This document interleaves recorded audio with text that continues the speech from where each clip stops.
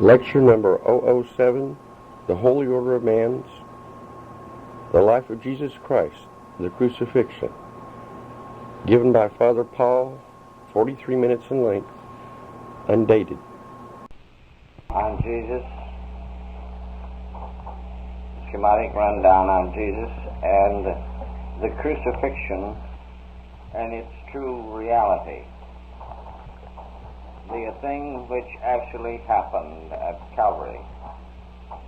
But in order to appreciate this and what actually was the forerunner of it, I will give you a little on the Christ consciousness and a little on some of the other factors which led up to this particular day.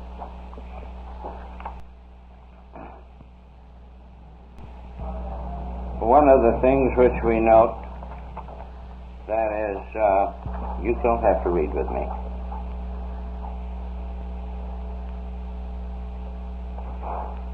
One of the things that we note in the writings of von Estenhauer is the reference to Jesus and the Christ. That von Estenhauer, whom idolized the works of Jesus many years ago, and whom understood the work of the mystic orders, not the occult, but the mystic orders, and who also was a mystic and was trained under one of the great ones of Germany at the time, was one of the forerunners of the Christian solidarity or Christian churches. Von Estenhauer probably as great a Christian as ever lived, but if you had called him a Christian, he would have very promptly given you an argument about it, because he would not have accepted this term in the way that you would have used it. Estenhauer believed in the work of the Christ, but he was not talking, when he said this, about the Master. He did not denounce the work of the Master, but he would not belittle the work and the power of the Christos. And this is true as every true mystic that has lived for the last 2,000 years and over, for they have constantly been trying to reestablish the ancient work which has been constantly torn down by what we call the Christian Church. Von Estenhauer in present day would not accept the present day Christian Church, that is for sure. But he was part of the greater order and appeared very mysteriously on this earth at a time when he was absolutely unknown. He was a member of the Brotherhood, and by that I mean the White Brotherhood. Not some physical organization, but a greater one. When we speak of the Christ, and we do this in the presence of the mystics, or in their relation to their writings, referring primarily to that of the consciousness of the individual in this respect of the Christ and its work and his work, power. The same as we are talking when we talk about God, we mean the degree in which we are able to realize and experience this. We are not using the word consciousness in relation to these average people do today. When they say consciousness, they're talking about something terrifically abstract which they haven't experienced. And this is not what we mean when we say consciousness in relation to the Christ. We are talking about how much of the total reality that we can experience and have the ability to experience. not once in our life, but a repeated experience.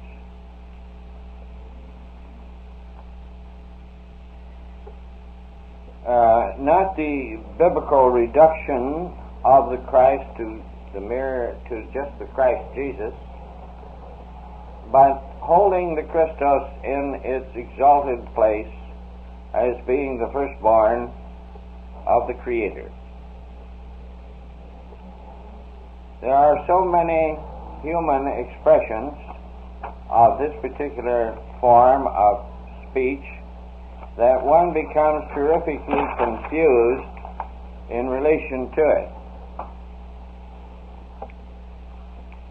We have gone into all of the essential wisdom teachings, all parts of human consciousness in our sciences.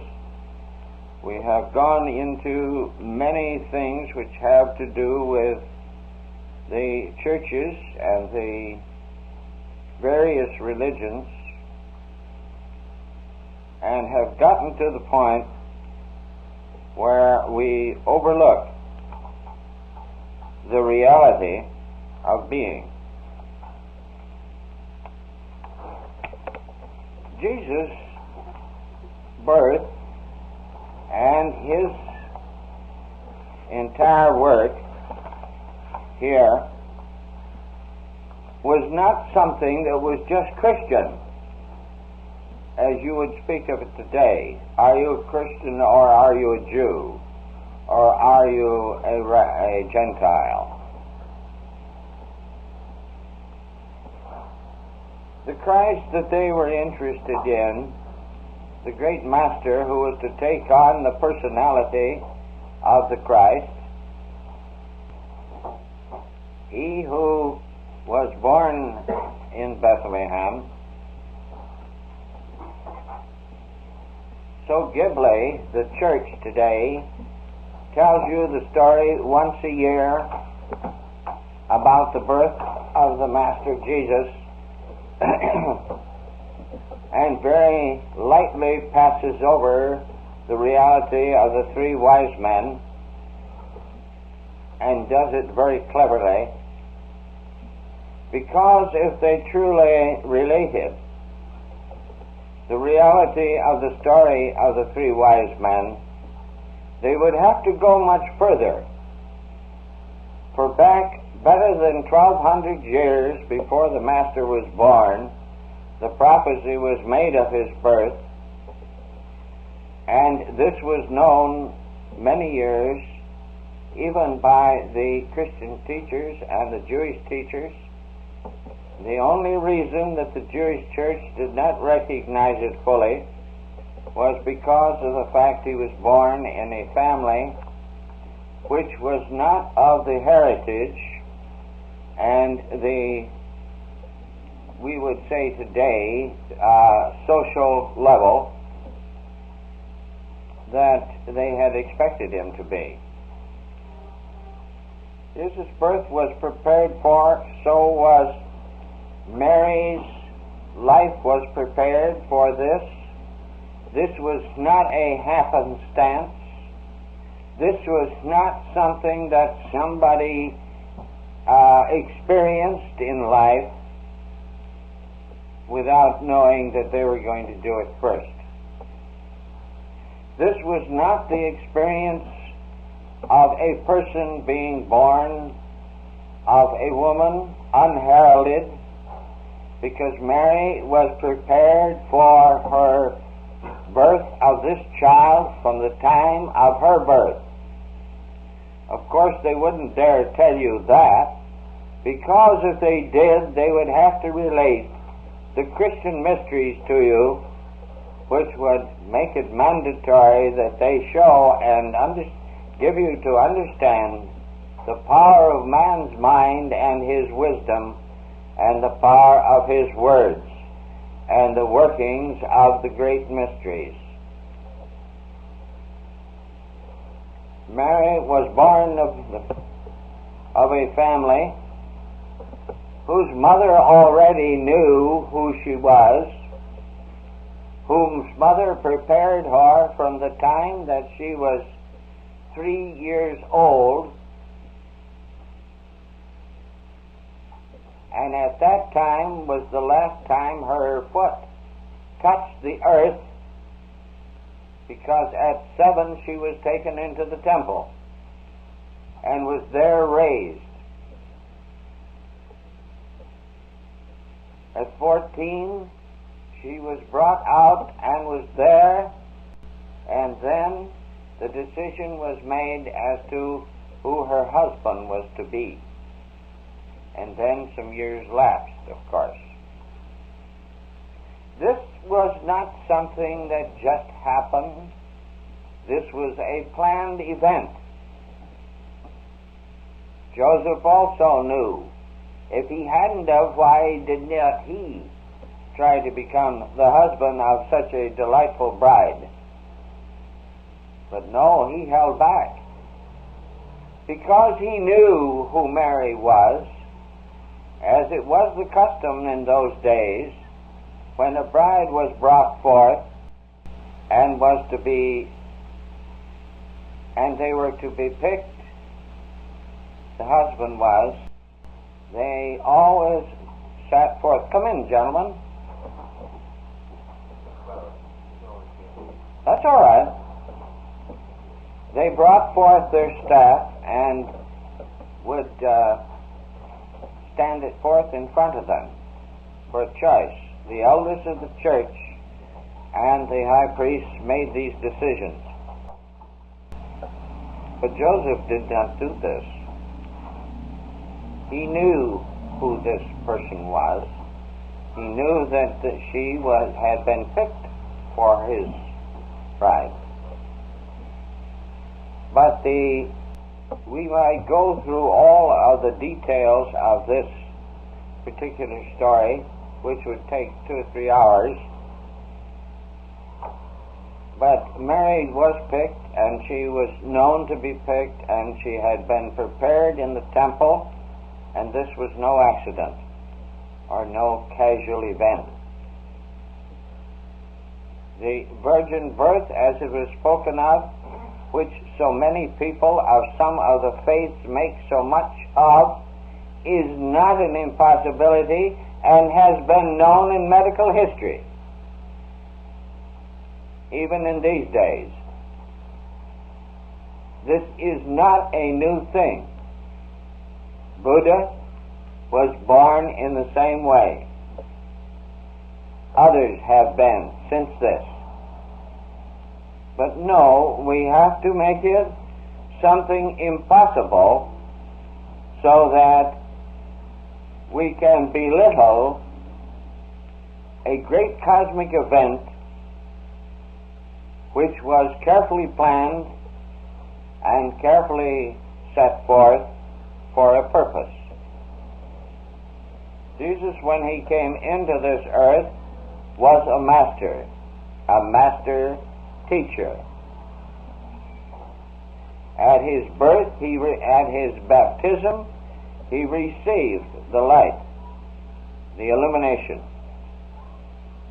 It says so in the Testament. It speaks of the light descending, but of course we should pass over this lightly, because we are tampering with things that would undermine and destroy the entire Christian teaching today. It would make them look like fools, and it would certainly anger many if they found that they had spent years with unhappiness when they didn't need to.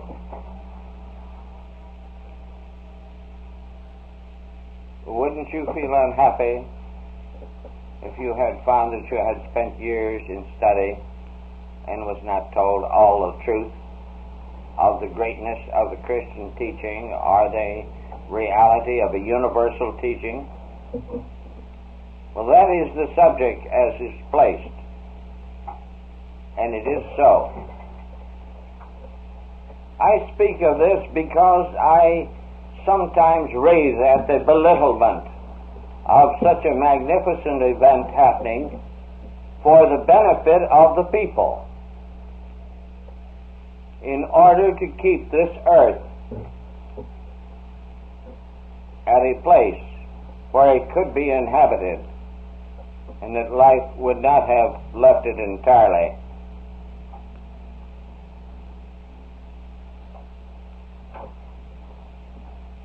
Jesus, when he was a child, and I go back considerable, was no angel.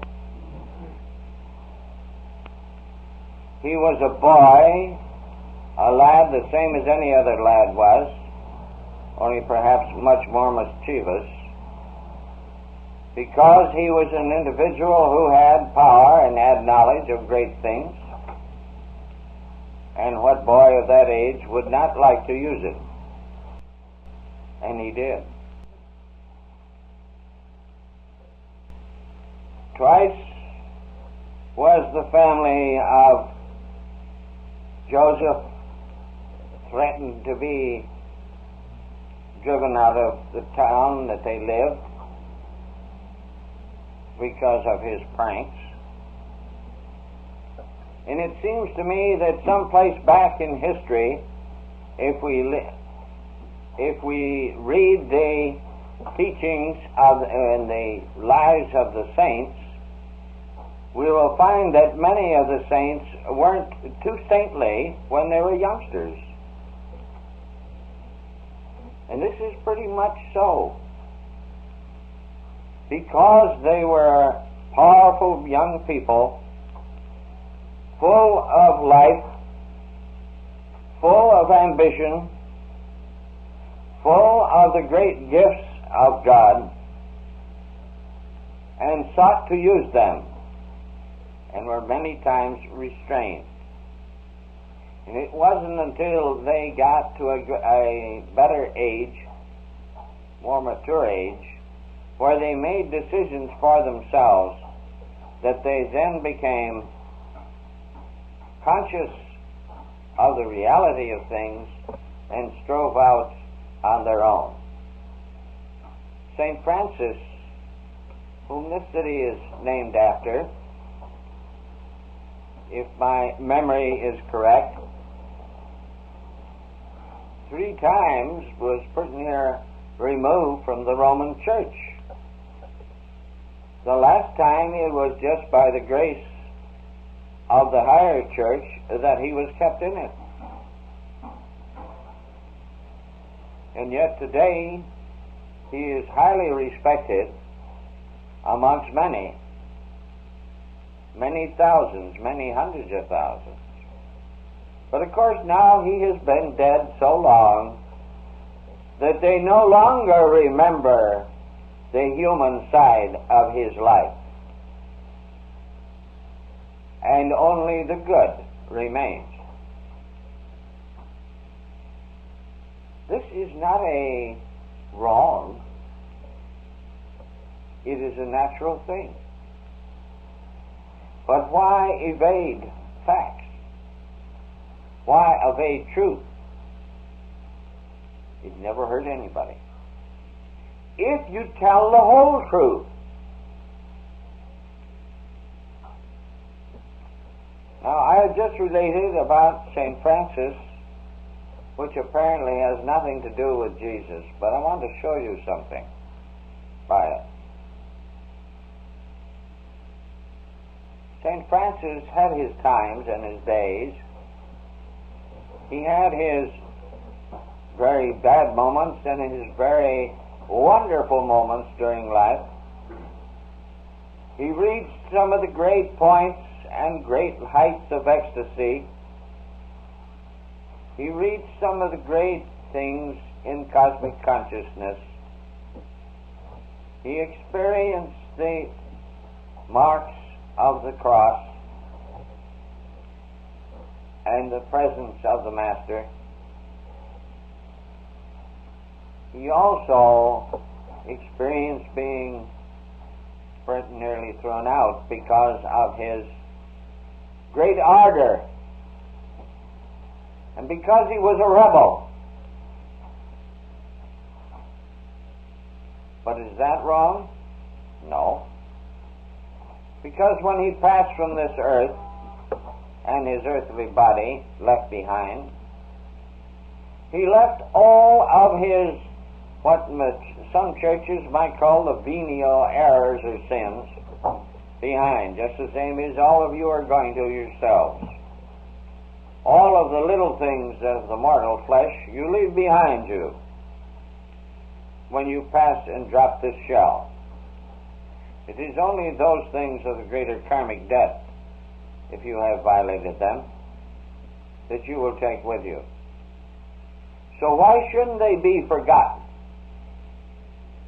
And why shouldn't only the good be remain told? But why not tell the whole truth while you're telling it? Why not explain the whole truth when you're explaining it? The same thing holds good with our great master. What matters if the people knew that he was a scallywag when he was a youngster? Does that belittle the greatness of his achievement as a great Messiah? No, I think it enhances it, because it shows each man and each woman that they may reach the epitome of the great cosmic consciousness which is ordained as the part of the path of attainment through our Christ.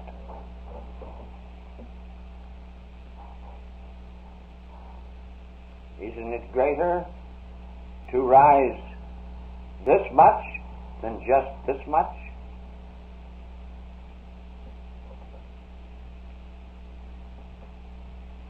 Jesus knew and was prepared as he left the temple at 12. Mary, to many, his mother, was sainted by the Roman Church, perhaps, or by some other church. It happens to be that Mary was always known as a saint long before there was any church. And this is a fact, because she was a great healer. This to me doesn't belittle Mary. This to me enhances the Blessed Virgin. It shows the human qualities, but it shows them glorified in the light of the Christ, in the reality of the being and the manifestation of the Spirit. Why belittle the great ones that attain? They did not come to earth in perfection, always. Jesus came probably closer than any other for a long time. But does this belittle Buddha, whom gave up all the wealth and riches of his father's household and kingdom, you might say, because that's what they were practically in that day in India? Does this belittle him? No, not a bit. There were great people, and have been, that have come to this earth, but our great trouble is we never are willing to put all of the truth together when we tell it. This is why I relate this story tonight, because of this. The master then left at the age of 14 and went into an Essene school. Why was he to be taught? Here was a man who knew and remembered, but why was he to be taught?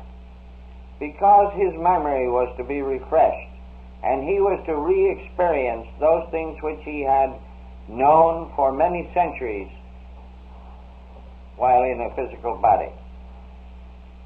the same as there are some in this room tonight that have had illumination and realization, have known what it is to know the God Self, but don't remember it now.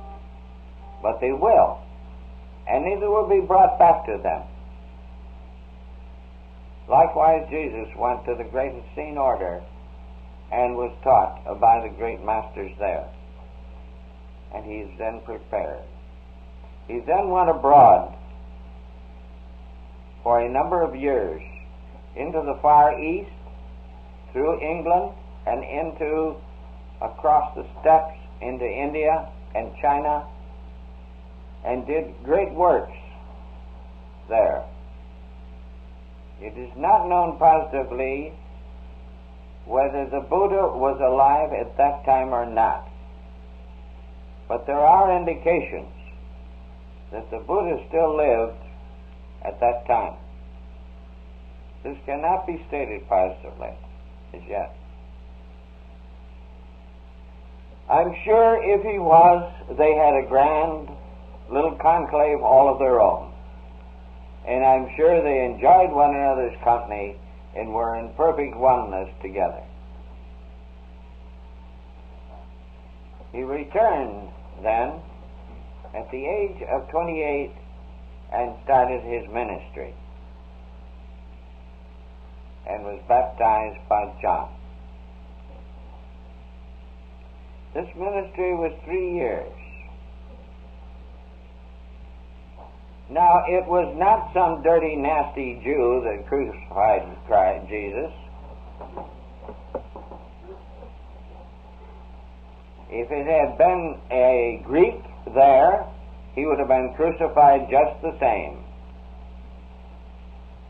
He came back to perform the great last 3 initiations of earth in a material way, that this earth might be preserved, that people could finish their work and their life cycle here, when he permitted himself to be crucified. He did not defend himself. He did not attempt to stay from Calvary at all. He knew this must be done. And it is so evident all through the story of the Master, even to those things related to Judas, who is supposed to be the bad boy that betrayed him. There's a very good reason why he betrayed him, of course. It is called a betrayal because the others didn't have the ability to even find him. Say nothing about betraying. Judas was doing what he was supposed to be doing. Judas was fulfilling his mission, because the Master had to go through the crucifixion in a realistic and material way. And each one of you here tonight that has not gone through the crucifixion will be crucified before they reach realization in one way or another. And some of them I have seen reach that point. I wonder if the cross wasn't a little easier and shorter.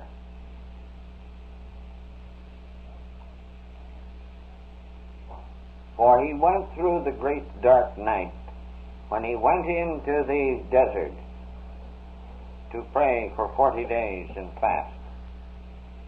He went alone, to be alone, so that he might experience the great loneliness that comes upon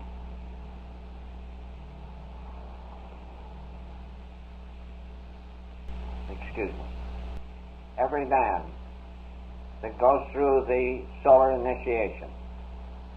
Every man that reaches for the illumination of the Christ or the realization of self goes through this lonesomeness and this loneliness.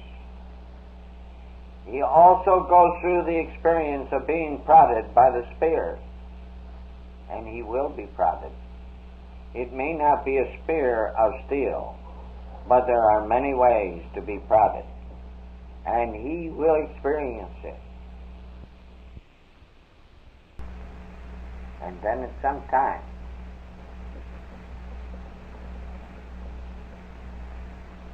just before you go in and experience realization and find the self, you will go over the most deepest and the blackest pit of your life.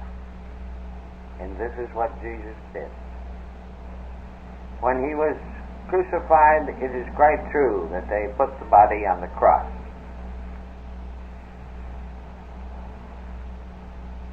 And he reached up in his last time. This man was too great. He could have left that body very easily. But he went through the same material experience that you will. When you say, what am I going to do? What's the matter? What's gone wrong? Everything I touch is bad. It don't work. I can't do things right. Everybody around me tries to haggle with me. Everybody around me has turned their head. When he said on the cross, Father, hast thou forsaken me? There isn't a man that has ever gone through the greater initiations of this heavenly kingdom that hasn't experienced this, because all earthly ties are broke. And don't ever think that you're a big enough man to surmount any of this, because you may do it this time, or you may do it in the next life, but you will do it if you do it through hell itself. Every one of you. So never think that you have to know anything, because you don't. And you'll come to the point where you realize that you know absolutely nothing. And you'll look back at yourself and you'll say, what a fool I was. What a fool I was to think that I could conceive of anything of this. Because when this comes in the grandeur of those moments of awakening, you have realized what a fool you really were. Because when you come into the cosmic consciousness later on, you will know just how small you really are. How small. How insignificant. Such a tiny speck of carbon on a spinning sphere.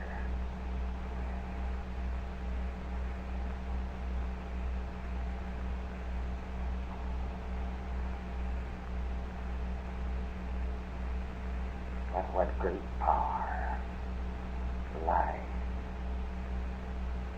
in that mind, in that self, the soul, when you can listen to it and know that you know nothing, but the Father knows all.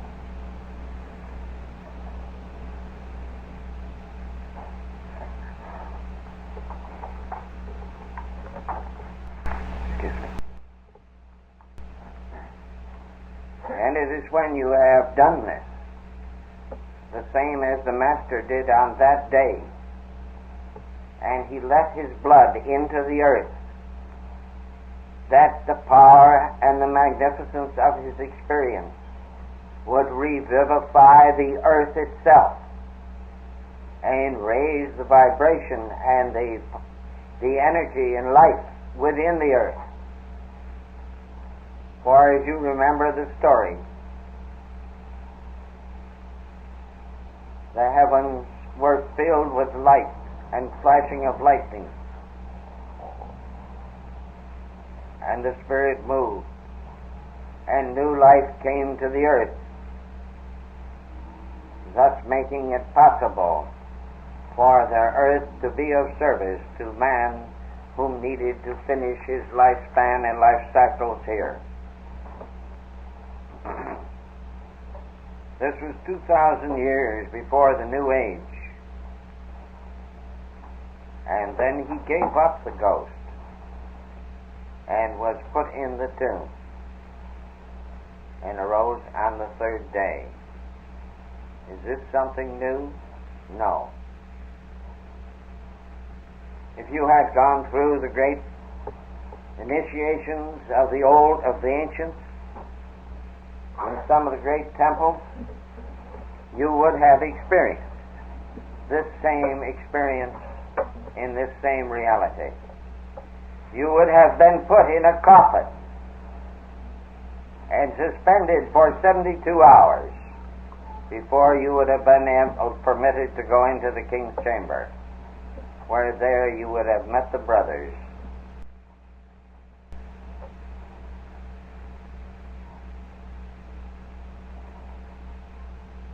My, what a glorious thing that crucifixion and resurrection was, and what a wondrous service he brought to man. This is the story, primarily, then the regeneration, the resurrection. There are some of you here that have started that resurrection of the body, the new life, the new reality, and this is true. And you will bring this into reality. You are here to go through the same things that the Master went through in a different way, but the same reality, the same initiation.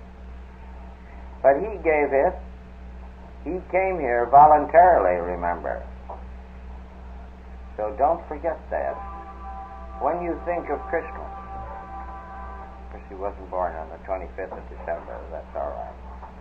This is a habit of the great ones to pick this date, because it is the time when the sun crosses the great solar equator.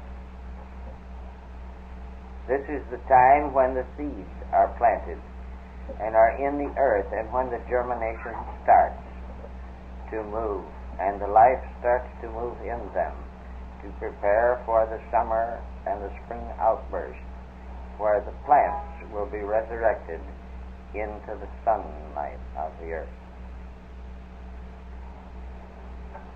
But this story, this side of it, to me makes something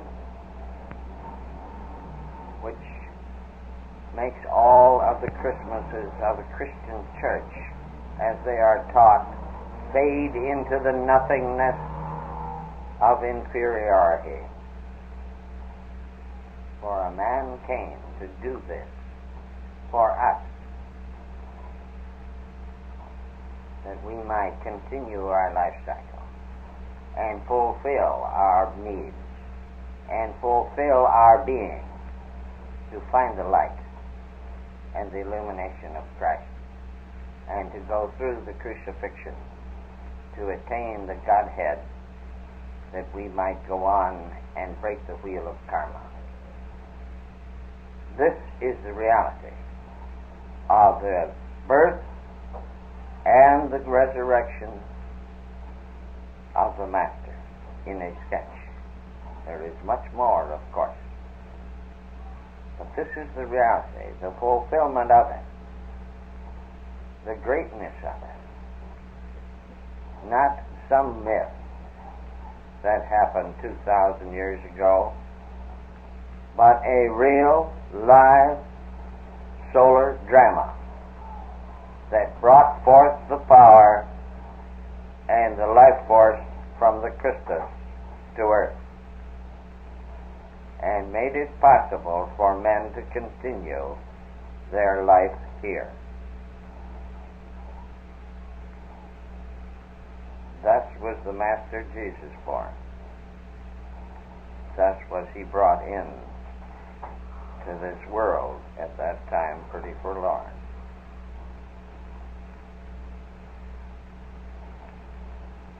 And so it has been with every great one, for he took on the messianic consciousness and responsibility. He took on the responsibility of the salvage of a planet in God's kingdom, in God's solar system. He took on the responsibility of watching over a planet, and he's doing it today. For the Testament says he is Lord of earth, and again they fail to let us know the momentous thing that means. For he is here, and that is for sure, and he'll be here for a long time. And so, it is not an unreality or some myth. It is a story of power, of life and energy in action, in accordance with the laws of the Creator and the great ones whom are so generously given to us. At Easter time, I am going to follow through the story of the consciousness, truly, of what it really means. For this is not all in detail, I know, but this is the way it has been given to me to give it, so that you may fill in the Easter story when it comes. It is the way of the cross. And this is a very ancient thing. It didn't start with Jesus. And it didn't start with 1,000 years before him. It started many thousand years before that. This is the great solar path, the great way. You are treading it, some of you, and you are bound to tread it someday. No matter how much you revolt or how big your egos get, they're going to come down in size someday, and they're going to go down into the mud and the mire and the rest of the slush, and you're going to come out white. You're going to come out a living, dynamic man, even if you have to be taken someplace to do it. Now you can do it the easy way too. It's all according to how much of a fight you want to put up. And it determines whether you make it now and live in peace and happiness and have everything you want, or you do it the hard way. But it'll happen, no matter what you do. No matter how you fight, or how big your egos are, or how much you think you know, you'll come down to the same point that we all have and have reached it. When we reach that point, then we'll know just the power we have. But we won't know until we do.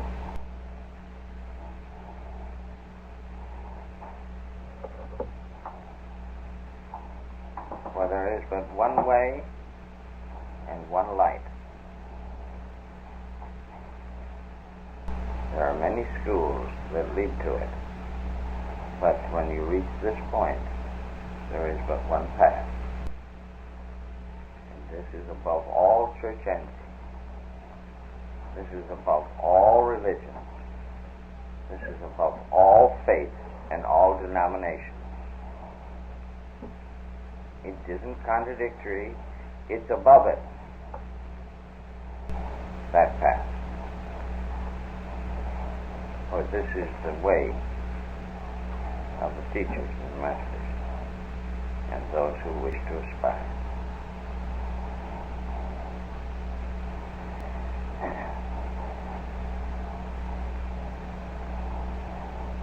I don't think I'm going to ask for questions. I'm just going to shut up. Say thank you. I'm taking up 50 minutes.